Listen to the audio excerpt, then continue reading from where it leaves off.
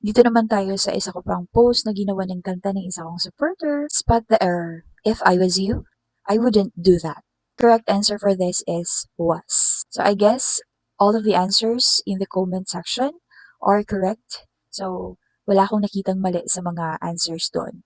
If ever meron man, siguro mga isa lang or dalawa. Ganun. But anyway, here is the explanation for this. So ginagamit ang I was for past tense or if you are stating facts, it's for indicative mood. Like, I was very happy yesterday. So past situation siya. Nangyari siya in the past, which is yesterday. Kaya I was happy yesterday. On the other hand, we use I were for subjunctive mood. Kung tumutukoy tayo sa mga hypothetical, mga uncertain na mga bagay, na mga situations, yung mga hindi tayo sigurado, or yung mga contrary to fact situations. Example, if I were rich, I would travel the world. This sentence is considered hypothetical. And another example is, I wish I were taller. So ito naman is contrary to fact kasi nga hindi ka naman talaga kataasan. Peace.